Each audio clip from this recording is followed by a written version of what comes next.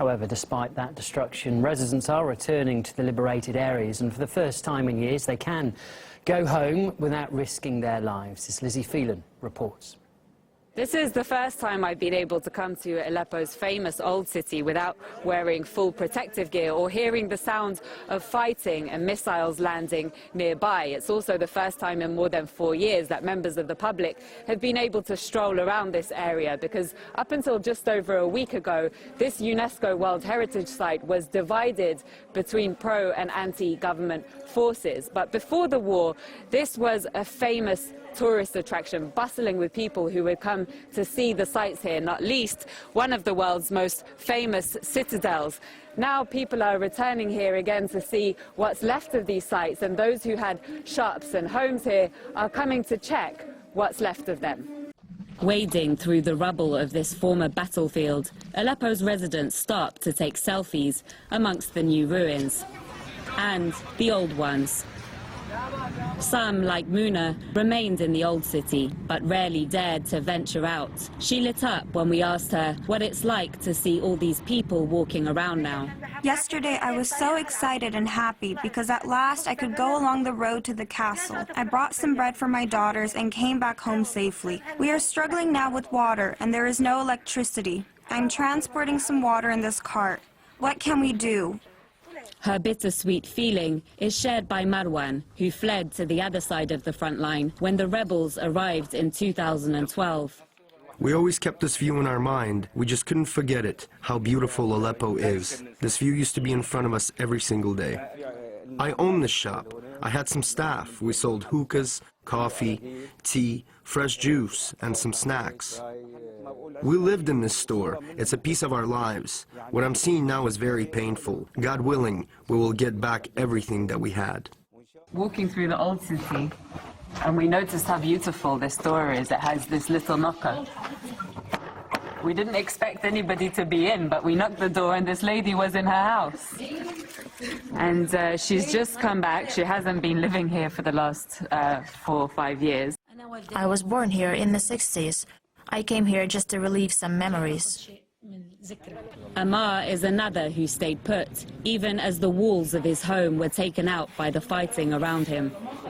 It was terrible. We're glad to be alive. They stole all the aid supplies. I'm a market trader in the old city. I started repairing bicycles for the rebels to make a living, but they didn't pay me. The Syrian army rescued the people.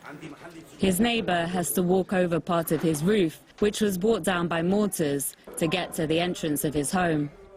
I didn't move anywhere because the rebels wanted to either use the houses as bases or just raid them. If anybody dared to leave their home to see what the rebels were doing, they would be killed.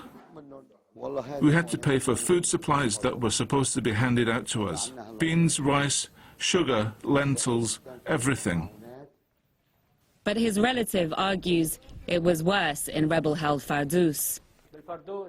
In the Fardous district, they slaughtered donkeys and would sell 1 kilo of the meat to us for $30. The bread I ate was from flour, glue and salt.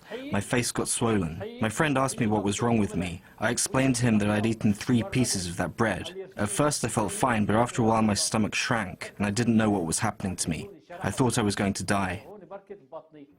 At the foot of the citadel, a wreath commemorates the fallen of the battle for the old city.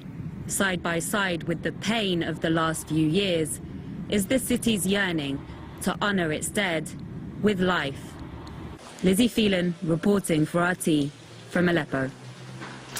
Meanwhile, fears are rising over the humanitarian situation in the Iraqi city of Mosul as the US-led military operation against ISIL there continues. Over 100,000 people have been displaced, and those who remain are struggling to find food and water. A digital press officer for Oxfam, who has worked in Mosul, briefed us on the situation.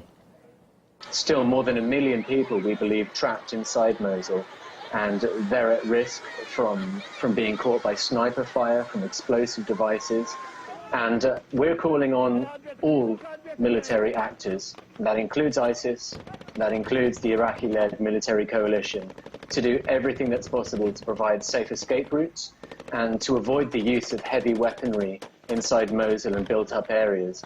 And that's to protect people, and that's also to protect civilian infrastructure. And let's not forget that Mosul itself is just the latest phase.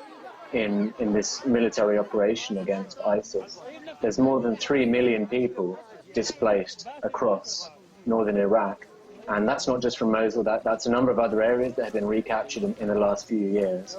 And so this is a crisis that's not going to go away anytime soon. Well, the US-backed operation to liberate Mosul from ISIL did start in October, and now humanitarian agencies are facing major difficulties in getting aid through. The misery of the people trapped there is expected to be aggravated as winter sets in.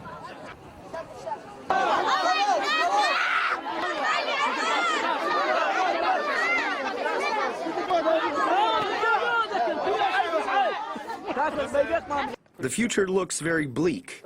It's unlikely that we will be able to return. We are asking international aid organizations and the government of Iraq to see how we live and to help our districts as quickly as possible. We have nothing left. We have been suffering like this for a long time.